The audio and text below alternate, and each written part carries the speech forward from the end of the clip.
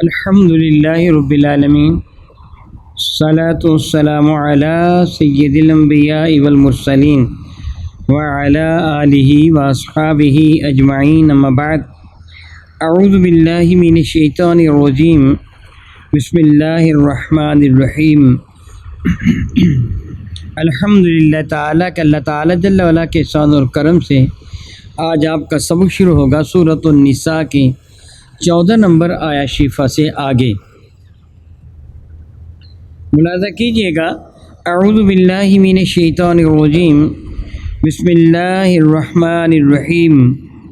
واللاتی یاتین الفاحشۃ من نسائکم فاستشہدوا علیہن اربعۃ منکم فإن شہدوا فامسکوہن فی البیوت حتی یتوفاہن الموت او یجعل اللہ لہن سبیلا۔ واللاتی، اور وہ عورتیں کہ یاتینا جن کو تم پاؤ، فاحشتاً بے حیائی کرتے ہوئے، بدکاری کرتے تم عورتوں کو پاؤ، من نسائکم تمہاری عورتوں میں سے، یعنی مسلمان عورتیں اگر تمہیں اس عالم میں ملیں کہ وہ بے غیرتی بے حیائی کر رہی ہوں، بدکاری کر رہی ہوں، تو فاستشہدوا علیہن اربعۃ منکم، تو ان پر تم اپنے میں سے 4 مردوں کو گواہ بناؤ، یا اپنے میں سے 4 کو گواہ بناؤ، وہ 4 اس بات کی گواہی دے دیں کہ اس عورت نے واقعی برا کام کیا ہے، گناہ کیا ہے۔ فَإِن شَاہِدُوا، اگر وہ گواہی دے دیں، فَأَمْسِكُوهُنَّ فِي الْبُيُوتِ، تو ان کو گھروں میں قید کر دو، گھروں میں بند کر دو، حتیٰ یہاں تک کہ یتوفاہن الموت، موت ان کو ان کی زندگی پوری کر دے، وہ مر جائیں، فوت ہو جائیں، او یجعل اللہ لہن سبیلا، یا پھر اللہ تعالیٰ جل وعلا ان کے لیے کوئی اور راہ پیدا فرما دے۔ بعض علماء کرام نے اس آیہ بارکہ کو منسوخ مانا ہے سورۃ النور کی اس آیہ بارکہ سے کہ جو عورتیں شادی شدہ نہ ہوں، بدکاری کریں تو ان کو 100 کوڑا مارا جائے۔ حدیث بارکہ ہے بدکاری کرنے والی کو رجم کر دیا جائے گا اگر وہ شادی شدہ ہے، مرد ہے یا عورت۔ ابتدا میں ان کو رجم کرنے کی سزا نہیں دی گئی بلکہ ان کو قید کرنے کی سزا دی گئی ہے، یعنی وہ اگر ایسا فعل کریں تو ان کو قید کر لو۔ یہ بھی عین ممکن ہے کہ وہ جو آیہ بارکہ سورۃ النور کی آیہ بارکہ نازل ہوئی وہ مدینہ طیبہ میں، اور یہ ابتدا میں رب کائنات نے یہ قانون بنایا ہو کہ جس زمانہ میں رب کائنات جل وعلا کے محبوب مکرم شفیع معظم رحمت عالم صلی اللہ علیہ وسلم کی بعثت تشریفہ ہوئی ہے، میرے نبی تشریف لائے ہیں، تو عرب کی حالت بہت ہی دیگر گوں تھی۔ عرب نہیں، پوری دنیا ہی کی حالت بڑی بری تھی۔ عورتوں کو ہندوستان والے بھی پاؤں کی جوتی سمجھتے تھے، اور عورت کو معاذ اللہ تعالیٰ سبحان اللہ تعالیٰ نہایت ہی حقیر مخلوق جانا جاتا تھا۔ اہل عرب جس طرح آپ جانتے ہیں، بعض قبائل وہ تھے کہ جو اپنی بیٹیوں کو زندہ دفن کر دیا کرتے تھے، اور بعض وہ لوگ تھے کہ جو اپنی بیویوں کو چودھریوں کے ہاں بھیجا کرتے تھے تاکہ ان سے بدکاری کر کے وہ حاملہ ہو جائیں، پھر یہ لوگ فخر کے ساتھ بتاتے کہ میری بیوی کو فلاں کا حمل ہے۔ بے حیائی اس قدر زیادہ تھی کہ حرم کعبہ کا طواف بالکل مادرزاد برہنہ ہو کر خواتین و حضرات کیا کرتے تھے، عورتیں بھی بالکل برہنہ ہو جاتی، مرد بھی برہنہ ہو جاتے، اور وہاں بے حیائی کی بھی اجازت ہے۔ گویا عورتوں کو بدکاری کرنے کی ایک عام اجازت ہے، مرد بھی بدکاری کرتے تھے، عورتیں بھی بدکاری کرتی تھیں۔ ابتدا میں قانون بنایا گیا کہ اگر کوئی ایسا ہو تو اس عورت کو قید کر دو، گھر سے باہر نہ نکلنے دو تاکہ آئندہ وہ یہ فعل بد نہ کر سکے۔ اس اعتبار سے پھر یہ آیہ برکہ سورۃ النور والی آیہ برکہ سے منسوخ سمجھی جائے گی۔ بعض نے کہا یہ منسوخ نہیں ہے، عورتیں عورتوں کے ساتھ بدفعلی کرتی تھیں ایک مخصوص انداز سے، مرد مردوں کے ساتھ بدفعلی کرتے ایک مخصوص انداز سے، تفصیل بیان کرنے کی ضرورت نہیں ہے۔ وہ یہ فرماتے یہاں ان عورتوں سے مراد وہی عورتیں ہیں جو عورت کے ساتھ برا فعل کرتی ہے، بے حیائی کرتی ہیں، مباشرت فاحشہ کرتی ہیں۔ معاذ اللہ تعالیٰ سبحانہ اللہ تعالیٰ، مجھے تفصیل میں جانے کی ضرورت نہیں ہے۔ رب کائنات جل وعلا نے اگر ان کے لیے فرمایا تو ان علماء کے نزدیک یہ برکہ منسوخ نہیں ہے بلکہ اس پر عمل کیا جائے گا، یعنی بطور تعزیر ان کو قید کیا جائے گا۔ رب ذوالجلال ارشاد فرماتے ہیں کہ ان پر 4 گواہ کا ایک بار قائم کرو گے، وہ گواہی دے دیں، فَإِن شَهِدُوا فَأَمْسِكُوهُنَّ فِي الْبُيُوتِ، وہ گواہی دے دے تو ان کو گھروں میں قید کر دو، حَتَّى يَتَوَفَّاهُنَّ الْمَوْتُ، یہاں تک کہ موت ان کی زندگی کو پوری کر دے۔ وفا کا معنی پورا کرنا ہوتا ہے، یہاں یہی مراد ہے کہ موت ان کی زندگی کو پورا کر دے۔ اور یجعل اللہ لہن سبیلا، یہ جملہ وہ علماء کرام جو فرماتے ہیں کہ یہ آیت مبارکہ منسوخ ہے سورۃ النور کی آیت مبارکہ کے ساتھ، وہ یہ فرماتے ہیں یہ اللہ تعالیٰ کا ارشاد گرامی قدر اس چیز کے ساتھ دال ہے کہ یا اللہ تعالیٰ ان کے لیے کوئی اور راہ پیدا فرما دے۔ اور راہ پھر کیا پیدا فرمائے گی کہ اگر وہ شادی شدہ ہے اس کی سزا اور ہے، غیر شادی شدہ ہے تو سزا اور ہے۔ رب کریم فرماتا ہے واللذانی یاتیانہا منکم فآذوہما، اور مردوں میں یا بات نے فرمایا مرد و عورت دونوں مراد ہیں، جوڑا واللذانی وہ دونوں یعنی مرد اور عورت، اور بعد نے مرد ہی مراد لیا ہے، بہرحال میں جس طرح بھی عرض کروں گا واللذانی یاتیانہا منکم، اور وہ اگر تم دو کو پاؤ یعنی ایک لڑکے اور لڑکی کو، مرد اور عورت کو کہ دونوں بے حیائی کر رہے ہیں تو فآذوہما، ان دونوں کو اعزاء دو، ان دونوں کو سزا دو، ان کو مارنا ہے پیٹنا ہے، لیکن ایسی سزا نہیں ہوگی جس سے ہاتھ کاٹ دیا جائے یا پاؤں کاٹ دیا جائے یا اس کو اندھا کر دیا جائے، ایسی سزا نہیں، ان کو سزا دو، ان کو جھڑکو، ان کو ڈانٹو۔ فَإِن تَابَا، اگر وہ دونوں توبہ کر لیں، وَأَصْلَحَا، اور اپنی اصلاح کر لیں، وَأَعْرِضُوا عَنْهُمَا، تو ان سے تم اعراض کرو، چھوڑ دو ان کو، ان سے تم درگزر کرو۔ ان اللہ کان تواب الرحیم، اس پہ شک نہیں کہ اللہ تعالیٰ توبہ کو قبول فرمانے والا مہربان ہے۔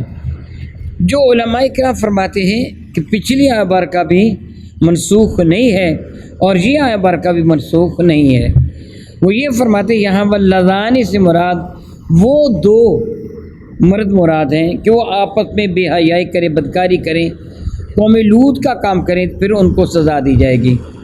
امام اعظم ابو حنیفہ رحمۃ اللہ تعالیٰ کا یہی مذہب ہے کہ بدکاری کرنے والے دو مرد آپس میں بدکاری کریں، قوم لوط کا کام کریں، ان کے لیے حد نہیں ہے، ان کے لیے تعزیر ہے۔ حد اور تعزیر میں یہ فرق ہوتا ہے، حد وہ ہے جو اللہ تعالیٰ نے سزا مقرر فرما دی ہے، جس طرح آپ قبل عزیز سن چکے ہیں، اور آئندہ بھی آپ نے پڑھیں گے، پہلے بھی پڑھا ہے آپ نے کہ چور اور چورنی ان کا ہاتھ کاٹا جائے گا وغیرہ وغیرہ۔ جو اللہ تعالیٰ نے سزائیں مقرر کر دی ہیں ان کو حد کہا جاتا ہے، اور جو سزائیں اللہ نے مقرر نہیں کی بلکہ اللہ تعالیٰ جل اجازت دے دی کہ جو چاہو تم سزا دے سکتے ہو، اس کو تعزیر کہا جاتا ہے۔ امام اعظم رحمۃ اللہ تعالیٰ کے نزدیک بدکاری کرنے والے دو مرد، ان دونوں پر تعزیر قائم کی جائے گی۔ تعزیر سے مراد کیا ہے؟ بادشاہ وقت جو مناسب سمجھے گا ان کو سزا دے گا، کون کو قتل کر دے، کون کو دریا میں بہا دے، کون پر دیوار پھینک دے، کون کو بلند جگہ سے نیچے گرا دے یا ان کو کوڑے مارے، جو وہ مناسب سمجھے گا ان کو سزا دے گا، یہ تعزیر ہے۔ رب ذوالجلال فرماتا ہے فَإِن تَابَا، اگر ان کو سزا تھوڑی دی گئی ہے جیسے کوڑے مارے گئے ہیں اور ان سچے دل سے توبہ کر لی، وَأَصْلَحَا، شرط یہ ہے کہ اپنی اصلاح کر چکے ہو، کیوں ان کے طرز عمل سے تمہیں پتہ چل جائے ہم یہ بالکل نیکوکار ہو گئے ہیں، پھر کیا کرو؟ فَأَعْرِضُوا عَنْهَا، پھر بلا وجہ ان کو شرم نہ دلاتے رہو، ان کو گناہ پر بننگیختہ نہ کرو۔ اگر وہ سچے دل سے توبہ کر چکے ہیں ان کی توبہ کو تم نظر انداز نہ کرو کہ ان اللہ کان تواب الرحیم، اللہ تعالیٰ توبہ کو قبول فرمانے والا مہربان ہے۔ پھر تم ان کو آر نہ دلاؤ، لیکن جب تک وہ توبہ نہیں کر لیتے اس وقت تک ان کو سزا دی جائے گی۔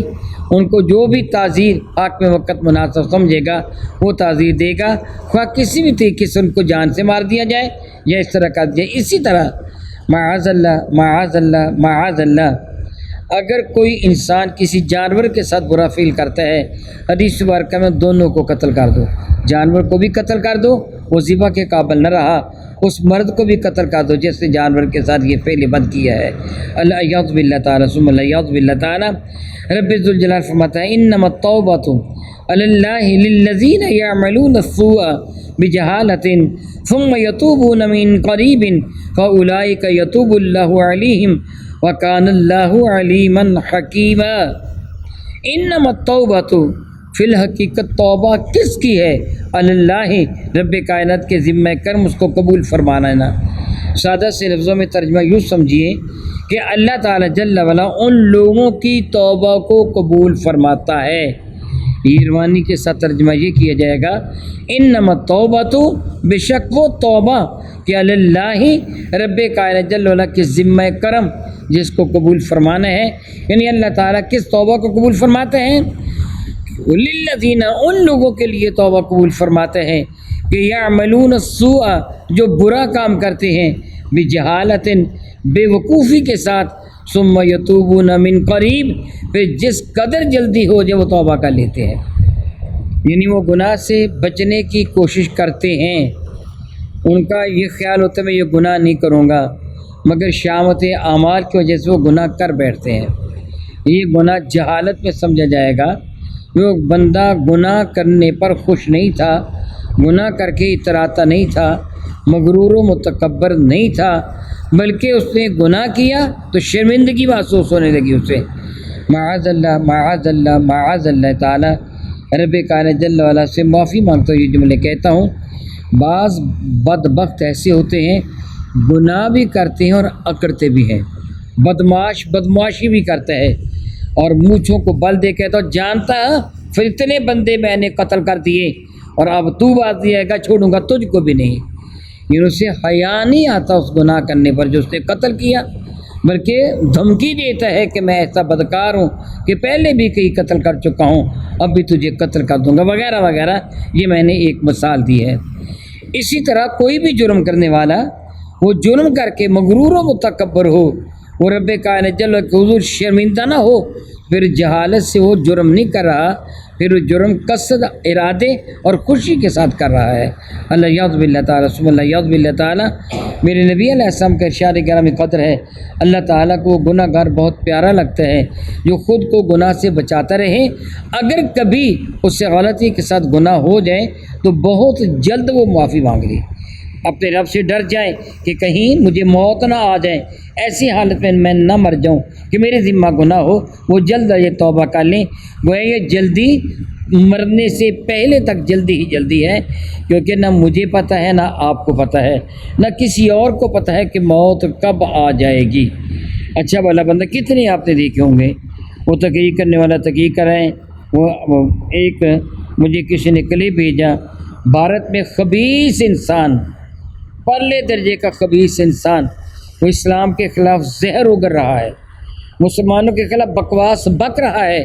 وہ بکواس بک رہا تھا کہ پروردگار نے اسی حالت میں اس کو مار دیا، یعنی کڑے کڑے اس کا اٹیک ہو گیا، وہ گر کے مر گیا۔ اب اسے پتہ تو نہیں تھا کہ میں مر جاؤں گا۔ اسی طرح آپ نے بات دیکھی کہ میں نے دیکھی ہے ایک ویڈیو، ایک عالم دین تقریر کر رہے ہیں، میرے کریم آقا کا ذکر مبارکہ ہو رہا ہے، اللہ تعالیٰ کا ذکر ہو رہا ہے، وہ ذکر کرتے کرتے کرتے گر گئے، ہارٹ اٹیک ہو گیا۔ ایک نعت خواہ نعت پڑھ رہا ہے، نعت پڑھتا پڑھتا وہ گر گیا، ہارٹ اٹیک ہو گیا۔ کس کو کیا پتہ موت کب آ جائے گی؟ لہذا چونکہ موت بہت ہی قریب ہے، اس لیے توبہ اس سے بھی قریب ہونا چاہیے۔ یعنی گناہ کرنے کے بعد تو درمیان میں وقفہ نہ دیں، تجھے پتہ نہیں کہ شاید تجھے دوبارہ پھر توبہ کرنے کی مہلت نہ میسر آئے، جس قدر جلدی ہو سکے توبہ کر لے۔ میں پڑھ دیتا ہوں انما التوبۃ علی اللہ للذین یعملون السوء بجہالہ، بے شک توبہ قبول کرنا اللہ تعالیٰ کی ذمہ کرم ان کے لیے ہیں جنہوں نے عمل کیا برائی کا جہالت کے ساتھ، ثم یتوبون من قریب، پھر وہ بہت جلد توبہ کر لیتے ہیں۔ فاولئک، یہی وہ لوگ ہیں کہ یتوب اللہ علیہم، اللہ ان پر توبہ فرماتے ہیں، یعنی اپنی رحمت کے ساتھ ان کی جانب رجوع کر کے توبہ کو قبول فرما لیتا ہے۔ سبحان اللہ تعالی و بحمدہ، سبحان اللہ تعالی و بحمدہ۔ جو بھی مجرم کتنا بڑا بھی جرم کر لے، اسے اپنے فعل پر ندامت ہو، شرمندگی ہو، اپنے رب کے حضور سچے دل سے توبہ کر لے، اللہ تعالیٰ سارے گناہ معاف فرما دیتا ہے۔ اللہ اکبر اللہ اکبر۔ وکان اللہ علیما حکیما، بے شک اللہ تعالیٰ جل وعلا علم والا بھی ہے اور حکمت والا بھی ہے۔ ولیست التوبۃ للذین یعملون السیئات، ان لوگوں کی توبہ قبول نہیں ہے جو برائی کا کام کرتے ہیں۔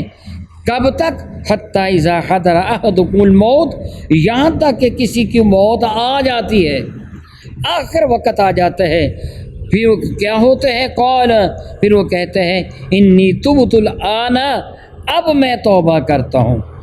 یعنی موت سر پہ کھڑی ہوتی ہے، عزرائیل روح قبض فرما رہے ہوتے ہیں، وہ کہتا ہے جی اب میں توبہ کرتا ہوں، آئندہ گناہ نہیں کروں گا۔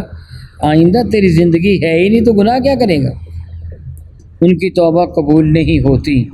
بعض علماء نے فرمایا یہاں سے مراد کافر ہے، کہ جن کی توبہ کو اللہ تعالیٰ جل وعلا قبول نہیں فرماتا وہ کافر ہیں، کہ مرتے وقت کافر کی توبہ قبول نہیں کی جاتی، گناہ گار کی توبہ اللہ قبول فرما لیتا ہے۔ کیونکہ دوسری آیات بارکہ اور حدیث بارکہ سے ثابت ہے کہ گناہ گار کی توبہ کو اللہ تعالیٰ قبول فرما لیتا ہے، لیکن کافر کی توبہ کو قبول نہیں کیا جاتا، جس طرح کہ اگلی آیت بارکہ کا اگلا حصہ ہے وَلَلَّذِينَ، نہ ہی ان لوگوں کی توبہ قبول کی جاتی ہے یموتون، وہ اس حال میں مرتے ہیں، وہم کفار، وہ کافر ہوتے ہیں، ان پہ رب کریم کی رحمتوں کا نزول نہیں ہوا کرتا۔ اولئک، یہی وہ لوگ ہیں کہ اعتدنا لہم عذابا علیما، یہی وہ لوگ ہیں کہ جن کے لیے ہم نے دردناک عذاب تیار کر رکھا ہے۔ العیاذ باللہ تعالی ثم العیاذ باللہ تعالی، او کما قال اللہ تبارک و تعالی، واللہ تعالی اعلم باسرار کتابہ۔ الصلاۃ والسلام